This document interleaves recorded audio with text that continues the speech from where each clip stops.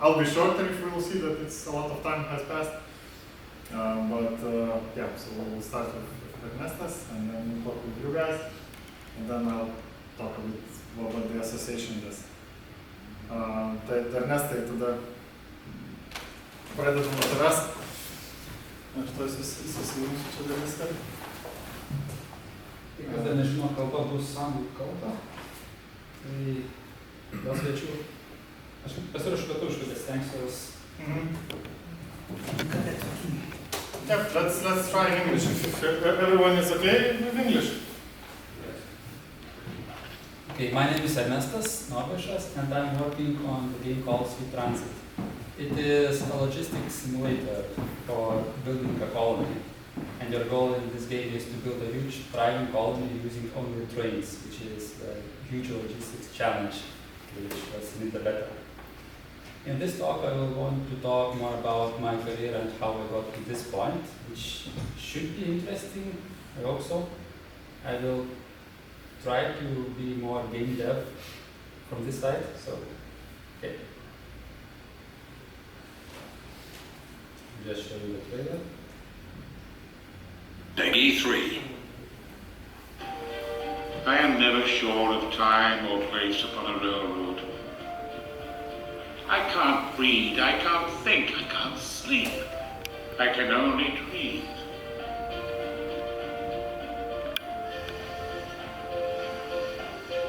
Rattling along in this railway carriage in a state of luxurious confusion.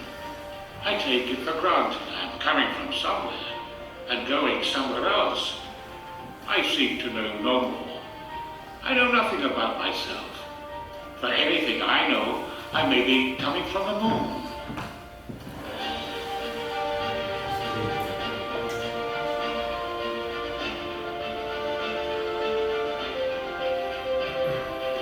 Why things come into my head and fly out again, whence they come and why they come, where they go and why they go, I am incapable of considering. It may be the guards' business or the railway companies. I only know it is not mine. Sweet Transit, launching into early access 2022. Okay, so this is the game. If I can listen this somehow.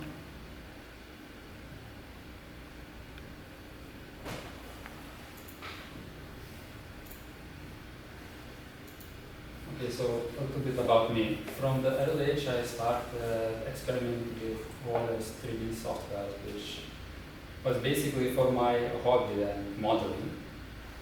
I used a lot of years practicing, but I did not got this quite high level of skill. I got very specific skills to model high quality, these hard surface models, which was a good start for me, but it was not enough to find a job in the game industry. The usual problem is that you need experience to get a job, and you need a job to get experience, right? So that was the same problem that I faced when I started searching for jobs, which is, one thing that I noticed is that biggest companies are usually investing this experience, but smaller companies have separate job listings in their websites, in which you can usually bypass this experience just by accomplishing some kind of task, which was in my case. So I started by finding the games that I liked, that I played, and I contacted them directly through their websites to see if they have any job openings or they just need some extra hands. And most of them actually replied. The ones that got further, they asked me to do some kind of task, which was just a modeling task, and I had to register how many hours it took me and the difficulties I faced in these tasks. And everyone that accepted the task just started having an interview with me. So in the interview, it was pretty straightforward. People wanted to know how do I approach my problems and how do I solve them. They threw around many questions with various different problems to see how did I manage to go around them and to see if I can do them right. After that, I had several job offerings, and most of them were not very satisfying in salary-wise, because I'm quite junior without any experience, and people looked at me like that, which is normal. One company actually paid for my time that I was taking the job, which was very unique. And they offered me one big test in their site, and then we could talk about salary more, which was promising for me. And that company was Factorio. The first week I came, it was very, let's say, interesting to see how the game industry actually works. Usually what you hear is that you need to come a job at 8, you leave at 5, and it's very strict. The first week I came, from the office they said don't come at least until 10 o'clock or something, because there will be no one in the office, everyone's sleeping. And so I came 10 o'clock, and one person who was sole in the office met me, and he said, okay, so you're the new guy. He was also an artist, so he at least knew what I came there for, what I'm going to do there. He showed me my desk, which was very nice to see, because they had 2 big monitors, which was twice the size of mine at home. So I felt very, very great sitting at that chair. But the problem arose that with the first task, they asked me to make the tiering for Factorio, and one thing that I never did tiering in any game, at least I didn't do any tiering, and Factorio had this unique tiering which was not the usual in games. Usually in games you have this big texture which is repeating in all directions. In Factorio we have various sizes of sprites which are also repeating. Every sprite should match the other sprite at the walls, and those sprites can be in varying sizes together with some edges, and well, basically it was a chaos in my mind for me, because I didn't know how to achieve it and what was the process. The good thing was that the artist said that the art director will come only in a few days. He was just busy, he did not have time basically. And I have few days to figure out what I was doing to just don't get axed. So at first it was hard, but just using improvisation and asking people around, the ones who have experience and have a lot of skills in various areas, it was very useful it was very easy to actually do the task, because once you start problem solving, the problems actually are not that hard. It's just in your head. In Factorio I learned a lot of skills, and it built the foundation that I can now safely and with confidence at least build my own game, because I at least know what the game system should look like inside, how the process should be to make a quite quality product. Because if someone knows Factorio, they should know that Factorio is very high quality but free product. So with this interest in learning, I also wanted to make my own project, my own game. And I started making a Factorio clone. I started using Unity, which at first was okay, but very fastly I saw the limitations why Factorio did not use a game engine. Because it did not make sense to writing all of the rendering systems and the game logic just to use an engine. So they made their own. Unity is very great for many projects, which is the goal of it, but it's not perfect in any of it, because it's made for everyone, so it has limitations. So I dug around and was looking what people are using besides Unity and Unreal Engine, what are there other frameworks. So I found a monogame. And monogame has quite good games under its belt. It has at least Stardew Valley, which is quite popular solid dev project. And I decided to use that. I started just by figuring out how to render images on screen, which was difficult at first because I never done anything like that. In Unity, just drawing the sprite on screen, it's automatic. And now I needed to figure out what Unity is doing actually to make it my life easier. The good thing was that I always could rely on Factorio team and ask the professionals how are they achieving this high sprite counts and this good performance, which basically helped me to lead the way to this project to develop it further. At some point, I figured that if I'm going to spend on one project so many hours, which was, I believe, a year by that time, of course it was only weekends, but still it was getting hours. I decided to make at least commercial project, to make some profit out of it. And first thing I did is just pivoted from my current game idea to something that wouldn't be a direct competition to the game I'm working for. And I call it Swift Transit. At first I dug around in the Steam and tried to figure out what was the, that's hard word in English. The Market? Yeah, the market was like. I wanted to figure out what people were buying, what people were making, and basically to just create a big spreadsheets to figure out where is the biggest window for me as a sole developer where I could use my skills and make something that could potentially make some money. And that came out to be a city building game with logistics.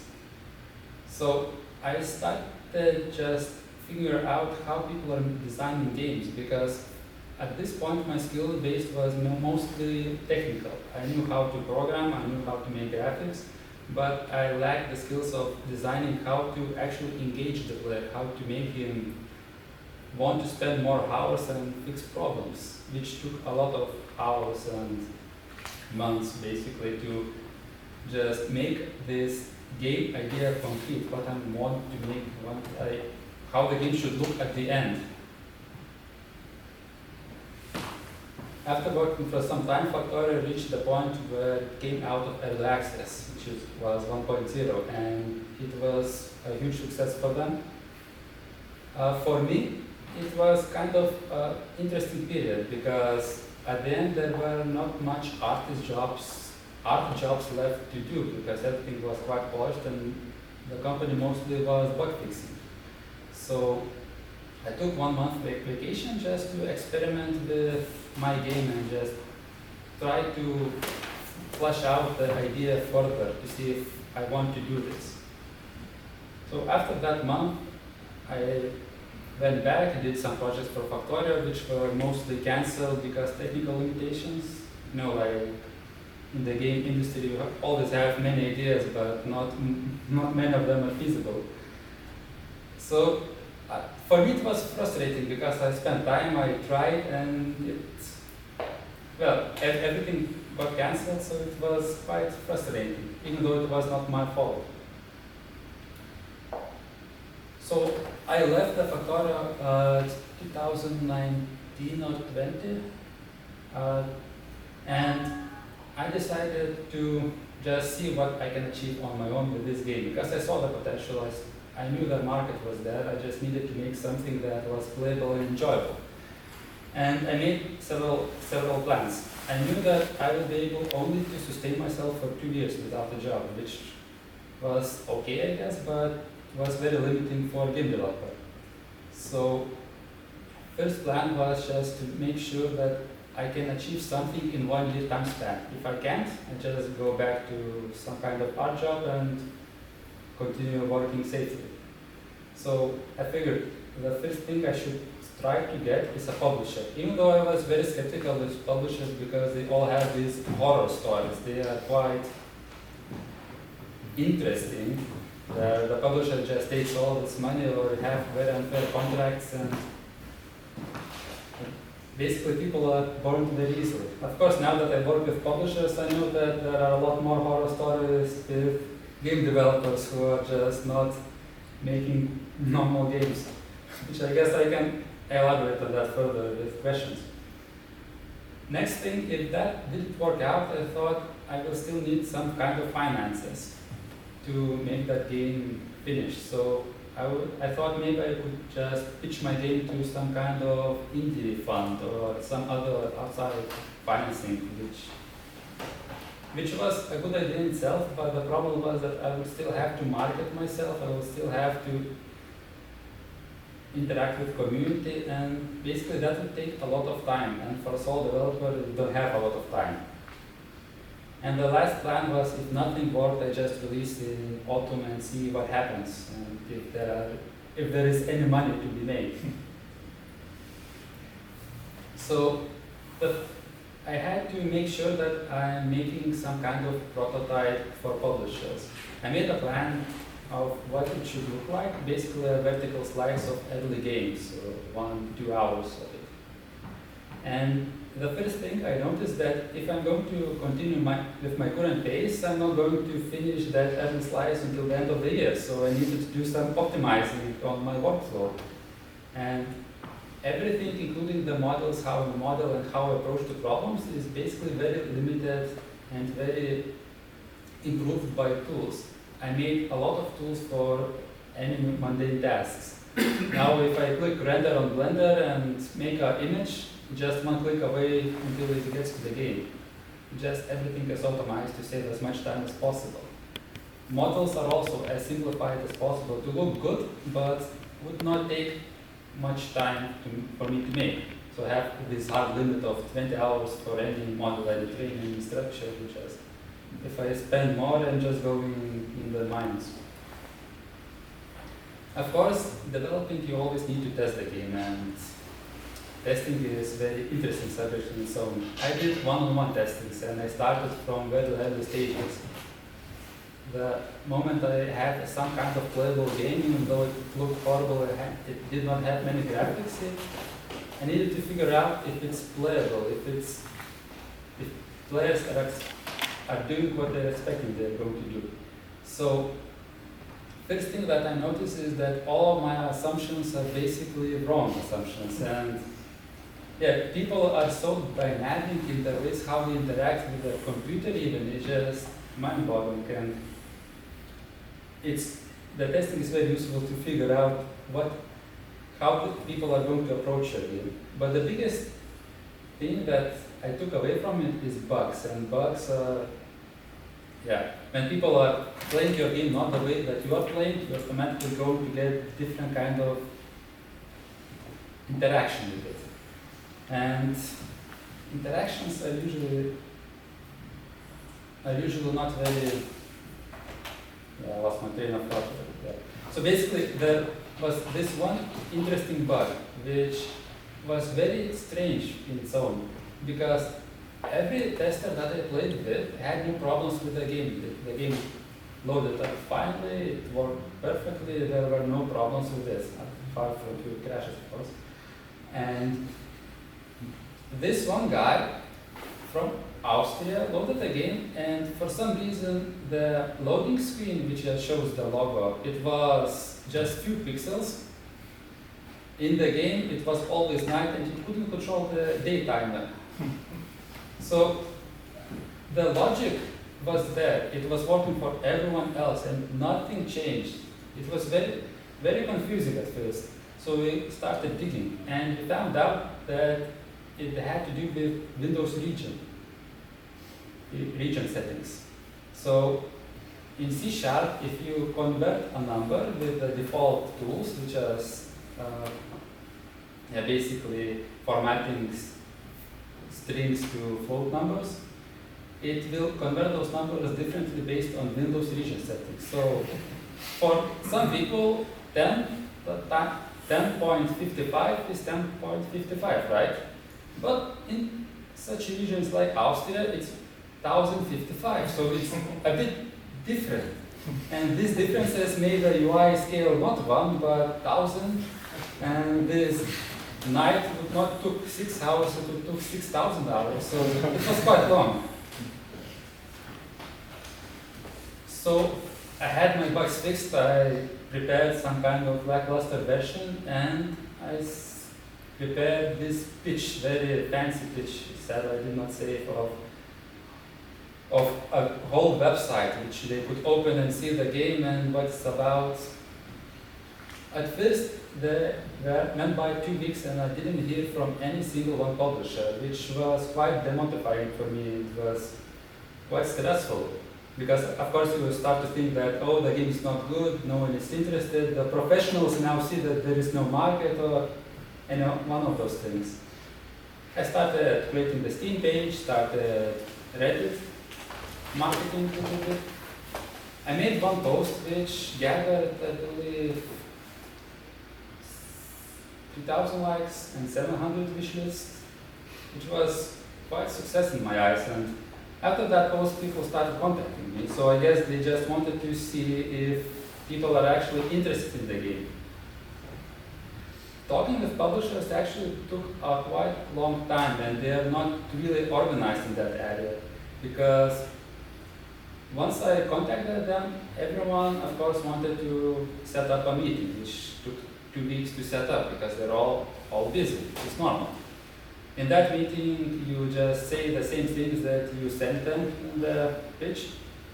They write down the same things, and they say, okay, we will meet you at the next meeting, and you wait 2 more weeks, the next meeting comes, and now there are more people, there are directors, and you need to say the exact same things that they've written down in the exact same order, because the questions even don't differ. So, okay, so you do that same thing again, and finally, one did an offer which was very, very strange, because they gave me money, they did not offer any marketing, and they wanted more than 0.5% of all sales.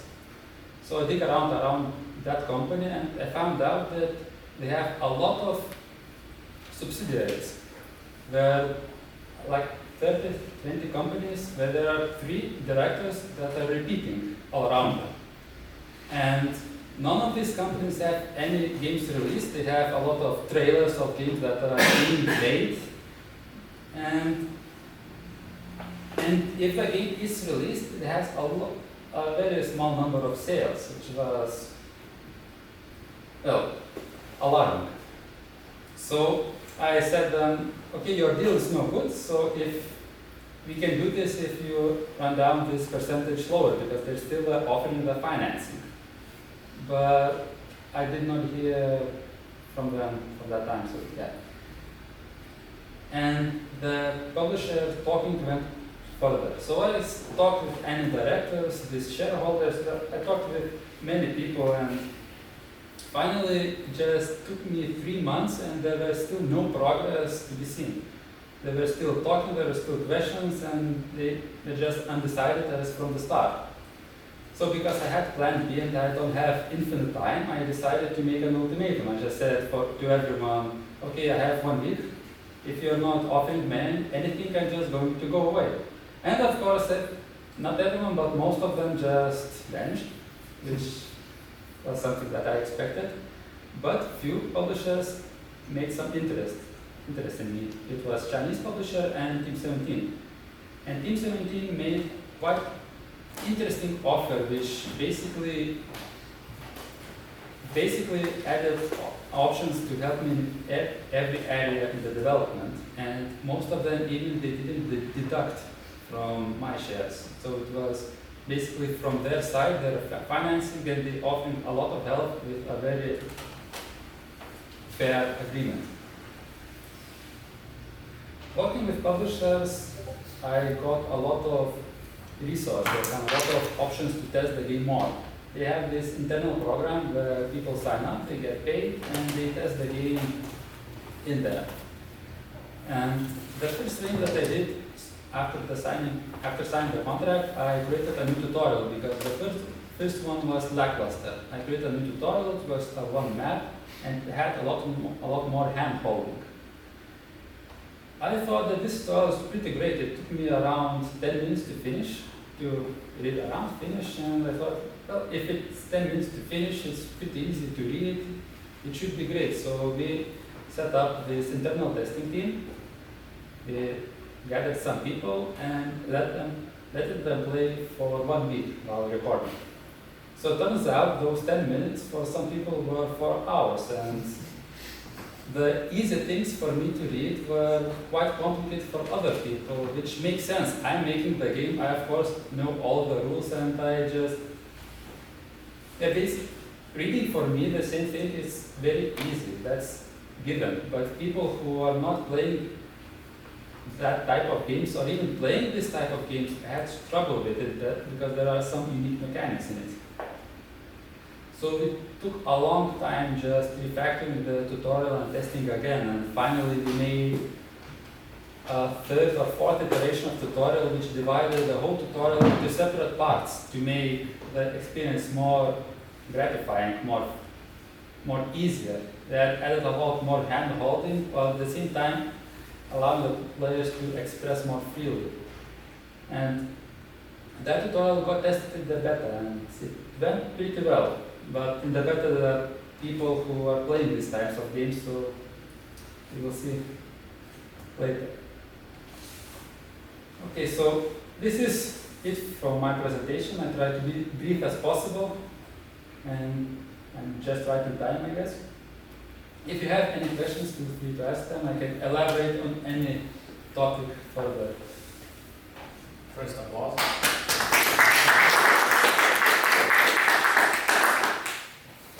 So was this a solo project totally, like Team 17 didn't give you any additional devs to help you out? Basically the testing and you developed this game all by yourself?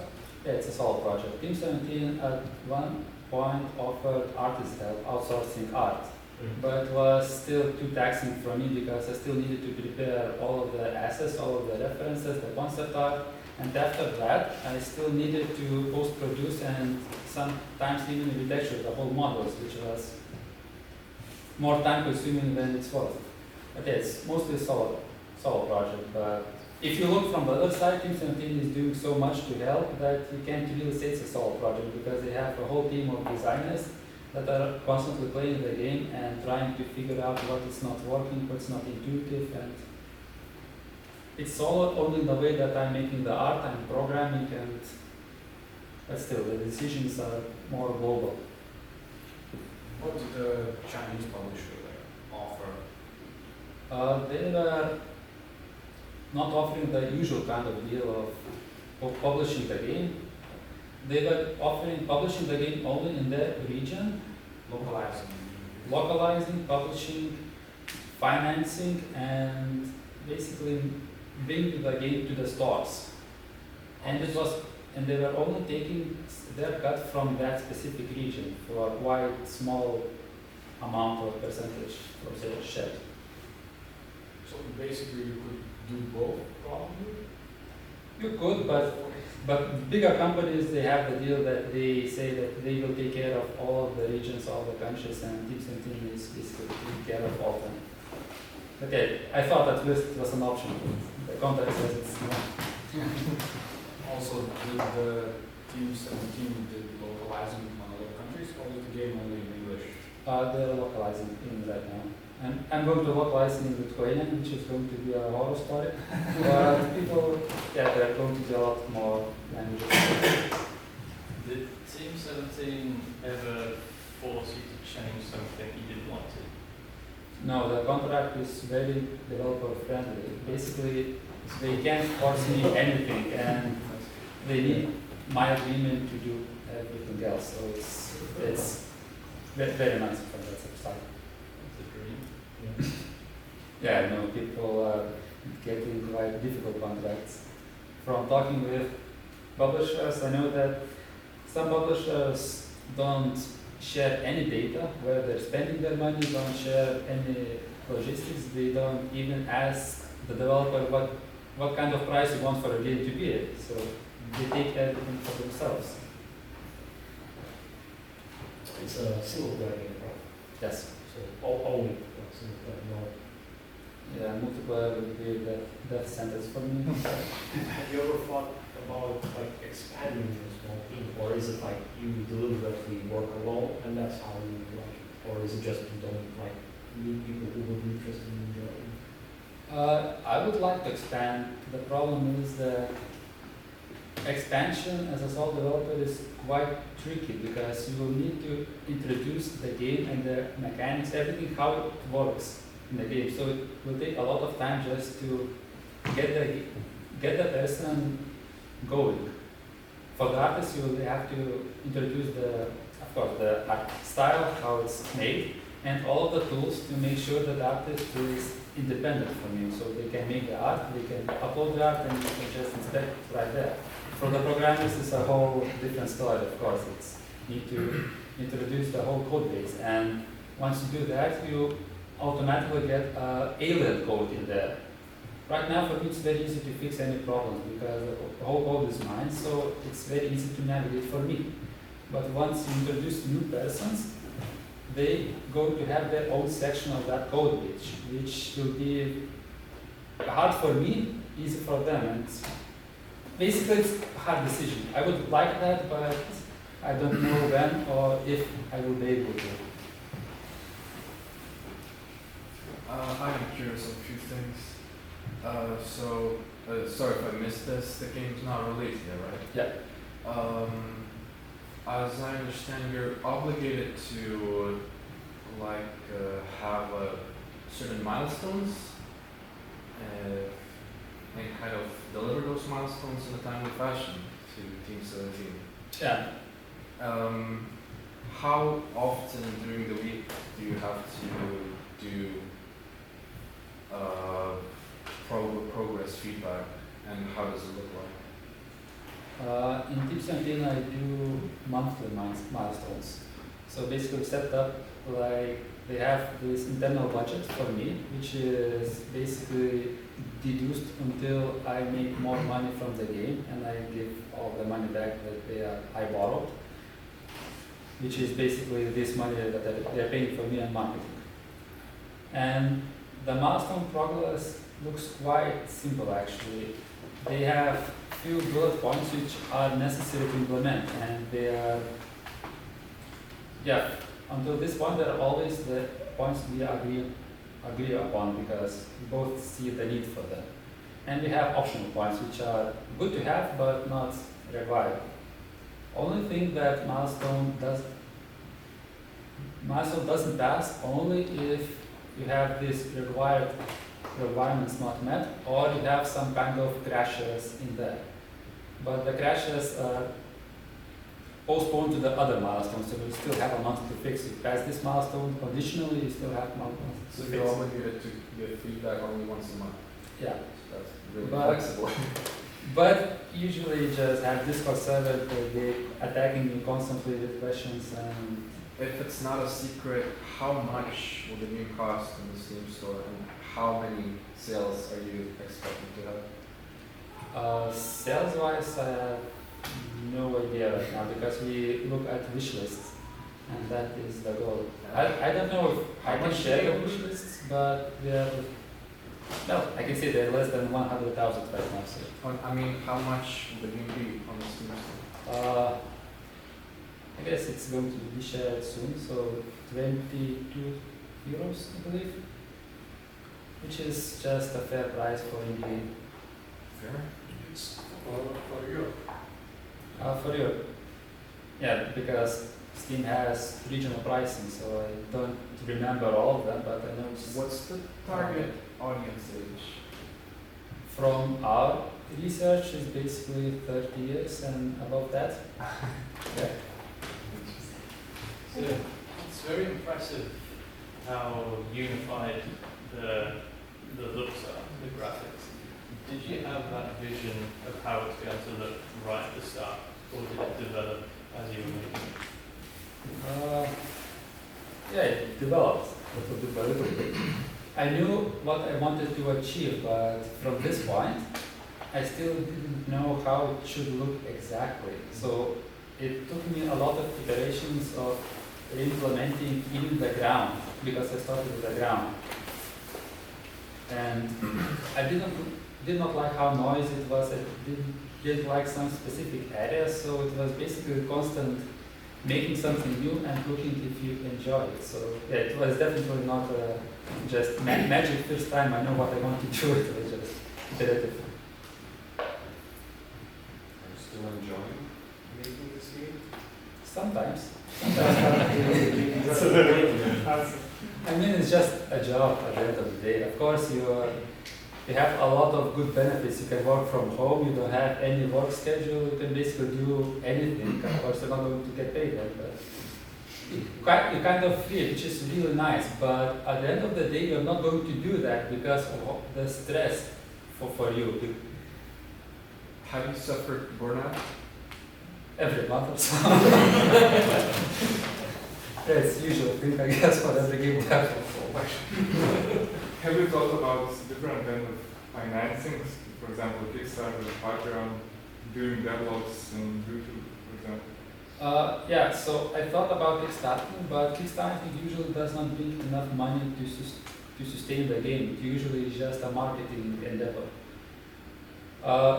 Patreon and some kind of this video development sections would just take too much time from my work.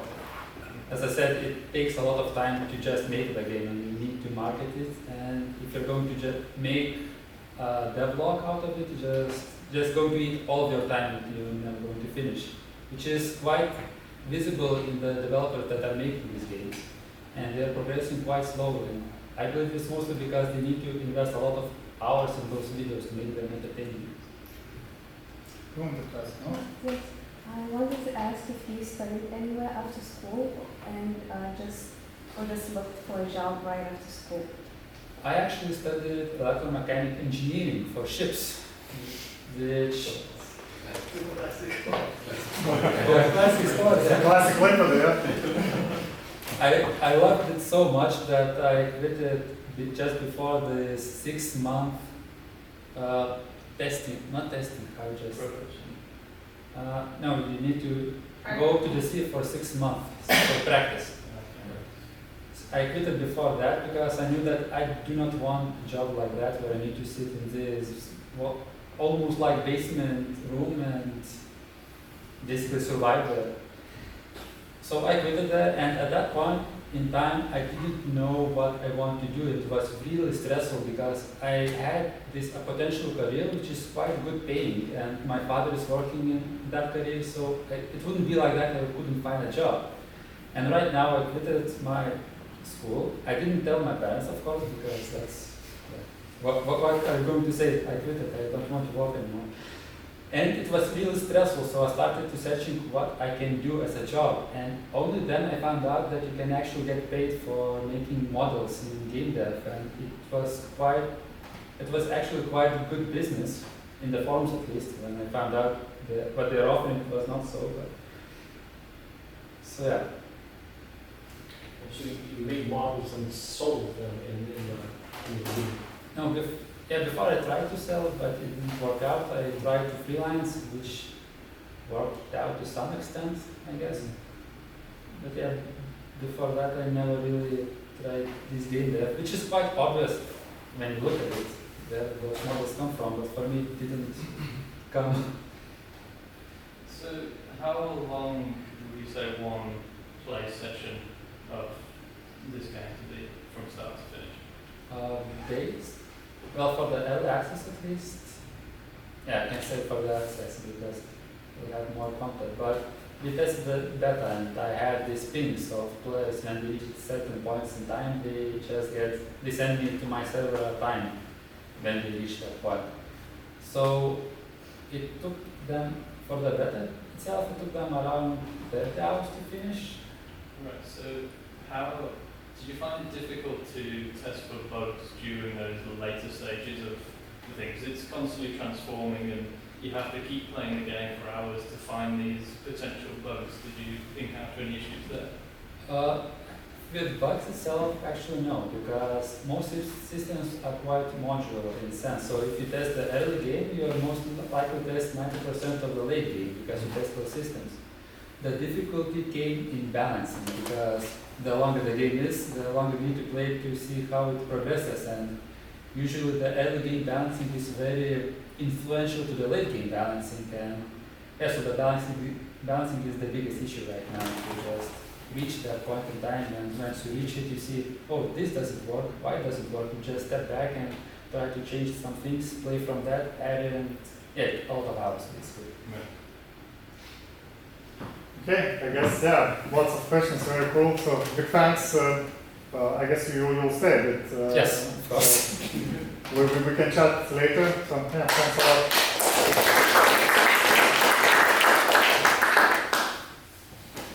Okay, now few minutes to switch to another section. Yeah, we will be doing a kind of interview.